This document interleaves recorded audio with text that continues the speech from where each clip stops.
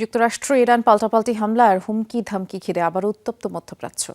যুদ্ধবিরতি লঙ্ঘন করে দ্বিতীয় দিনের মতো ইরানের ভূখণ্ডে বোমা বর্ষণ করেছে মার্কিন বাহিনী। জবাবে বাহরাইন ও কুয়েত মার্কিন ঘাঁটিতে হামলা চালিয়েছে তেহরান। আগ্রাসন চালিয়ে গেলে আরও কঠোর পদক্ষেপের হুঁশিয়ারিও দিয়েছে। উল্টো দিকে ইরানের অস্তিত্ব ধ্বংসের হুমকি দিয়েছেন মার্কিন প্রেসিডেন্ট ডোনাল্ড ট্রাম্প। সিলন টি রপ্তানিতে শীর্ষে।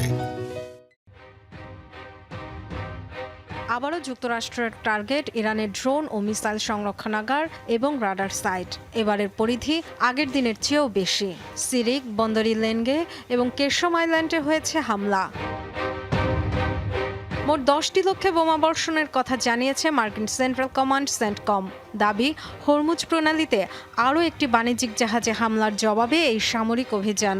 পাল্টা জবাব দিয়েছে তেহরানও। কুয়েতে যুক্তরাষ্ট্রের আলী আল সালেম বিমান ঘাঁটি এবং বাহরাইনের সালমান বন্দরে মার্কিন নৌবাহিনীর পঞ্চম বহর লক্ষ্য করে হামলা চালিয়েছে আইআরজিসি। ইরানের ছোড়া 9টি ড্রোন ভূপাতিতের দাবি করেছে বাহরাইন। একটি সামরিক ভবন ক্ষতিগ্রস্ত হয়েছে বলেও জানিয়েছে। ইরানের ড্রোন প্রতিহতের কথা জানিয়েছে কুয়েতও। আইআরজিসির হুঁশিয়ারি, এরপর যুদ্ধবিরতির শর্ত ভঙ্গ করলে শান্তি প্রক্রিয়া সম্পূর্ণ স্থগিত হিসেবে বিবেচনা করবে তারা। আরও কঠোর জবাবের হুমকিও দিয়েছে। শুরু থেকে যা বলেছিলাম, শত্রুপক্ষ ধোঁকাবাজ, অবিশ্বস্ত এবং নিজেদের অঙ্গীকার ভঙ্গ করায় অভ্যস্ত তারা।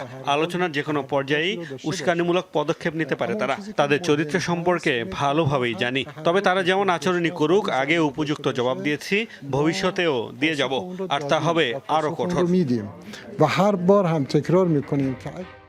ইরানের হামলার নিন্দা জানিয়েছে ওমান, কাতার, কুয়েত, সংযুক্ত আরব আমিরাত। ইসলামী প্রজাতন্ত্রের অস্তিত্ব ধ্বংসের হুঁশিয়ারি দিয়েছেন মার্কিন প্রেসিডেন্ট ডোনাল্ড ট্রাম্প। ট্রুথ সোশ্যালে দেয়া পোস্টে বলেন, ইরান শিক্ষা না নিলে আর সংযম দেখাবে না যুক্তরাষ্ট্র। বাধ্য হবে অসমাপ্ত সামরিক অভিযান শেষ করতে।